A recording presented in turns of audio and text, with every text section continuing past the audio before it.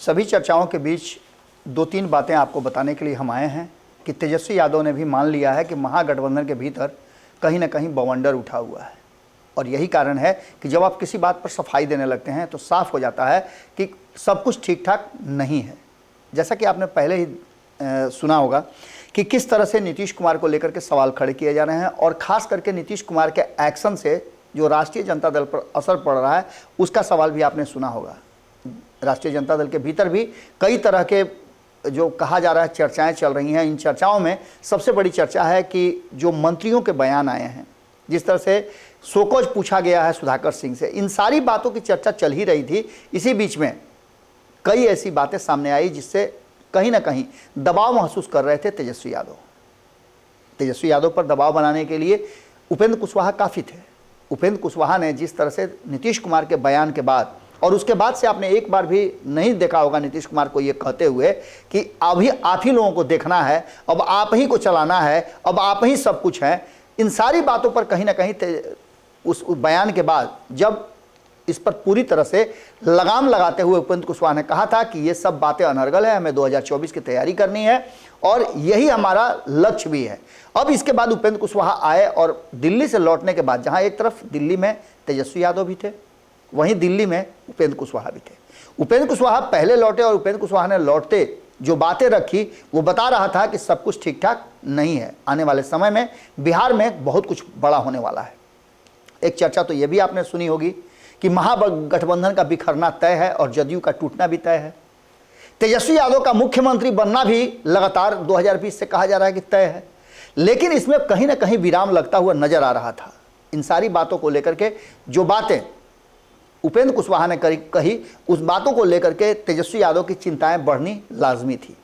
उपेंद्र कुशवाहा ने कहा कि कई ऐसे बड़े नेता हैं जदयू के जो भारतीय जनता पार्टी के संपर्क में हैं।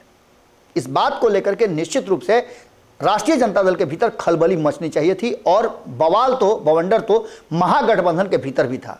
इन सारी बातों को लेकर के तेजस्वी यादव जब दिल्ली से पटना लौटे तो उनके सामने पत्रकारों ने वही सवाल रखा कि क्या महागठबंधन में सब कुछ ठीक ठाक है। इन बातों का जवाब देते हुए तेजस्वी यादव ने जो बातें कही वो बातें पूरी कॉन्फिडेंस के साथ नहीं कही गई थी। तेजस्वी यादव के मन में भी इस बात का शंका का बीजारोपण कहीं ना कहीं उपेंद्र कुशवाहा की इस बात के बाद हो गया है कि नीतीश कुमार और उनकी टीम कुछ न कुछ भीतर ही भीतर कर रही है, क्योंकि लगातार समाधान यात्रा पर तेजस्वी यादव और उनकी टीम दूरी बनी हुई है। ये सारी बातें अब जबकि दावे के साथ ललन सिंह के द्वारा कही जा रही है कि सब कुछ ठीक ठाक है और महागठबंधन आगे तक चलेगा, इसी बात को लेकर के जब तेजस्वी यादव से पूछा गया कि क्या 2025 तक आप लोग साथ रहेंगे, तेजस्वी यादव ने कहा कि चर्चाओं से कुछ नहीं होता, बयानों से कोई फर्क नहीं पड़ता है, महागठबंधन में सब कुछ ठीक है। और ये कहना उनकी मजबूरी है, क्योंकि अंतिम दिन जब 8 अगस्त को इस्तीफा देने के लिए नीतीश कुमार राज्यपाल के पास गए थे, तब तक उन्होंने मीडिया से कहा था कि सब कुछ ठीक है, आप देखिएगा क्या कुछ होता है। अब इस स्थिति में कहीं ना कहीं इन सारी बातों को लेकर के कटघरे में खड़ा हो रहा है ये पूरा मामला। इन चर्चाओं को लेकर के जब पत्रकारों ने पूछा तो तेजस्वी यादव ने स्पष्ट कहा कि जो कुछ भी हो रहा है वो सब ठीक हो गया है। इसके साथ ही आपको मालूम होगा कि ऐसी चर्चा है कि तेजस्वी के आने के बाद जदयू के राष्ट्रीय अध्यक्ष ललन सिंह ने राबड़ी आवास में उनसे मुलाकात की है। ये जब सवाल उनसे पूछा गया तो उन्होंने कहा कि मंत्रिमंडल विस्तार पर चर्चा होने वाली थी।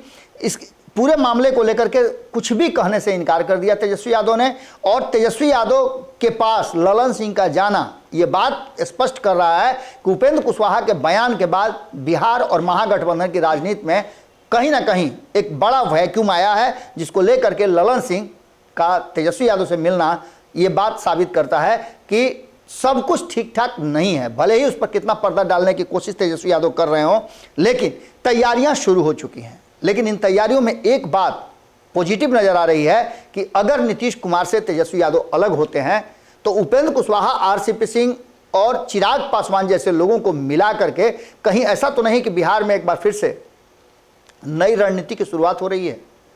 लगातार कहा जा रहा था कि बिहार फोकस है, उपेंद्र कुशवाहा का इसी फोकस के साथ वो बिहार लौट करके आए थे और केंद्र की राजनीति छोड़ी थी। अब देखना दिलचस्प होगा कि आगे क्या कुछ होता है, लेकिन तेजस्वी यादव का कॉन्फिडेंस बता रहा था, उनके शब्दों का जो चयन था वो बता रहा था कि कहीं ना कहीं सब कुछ तो ठीक नहीं है।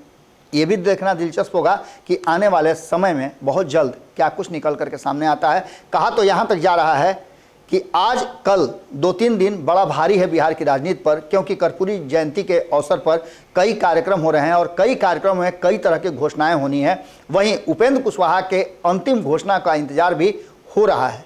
महागठबंधन में सब कुछ ठीक ठाक है, बयानों से फर्क नहीं पड़ता, ये कहना तेजस्वी यादव का कहीं ना कहीं पूरे मन से कहा गया शब्द नहीं है। यानी कि बिहार की राजनीति में बहुत कुछ हो सकता है, ये संभावनाएं अभी जीवित है। अगर ये वीडियो पसंद आई और वह बिहार के राजनीति और बिहारियत से सरोकार रखेनी तो सब्सक्राइब बटन दबा के चैनल के सब्सक्राइब कर ली। ओजे एगो घंटी बा, ओकरा बटन दबा देला से कुल सटीक और मारक खबर रुआ मुफ्त में मिल जाई। अगर रुआ पत्रकारिता के हमनी के नया प्रयोग में सहयोग कर चाहतानी तो ज्वाइन बटन दबा दी। पेटीएम नंबर नोट कर ली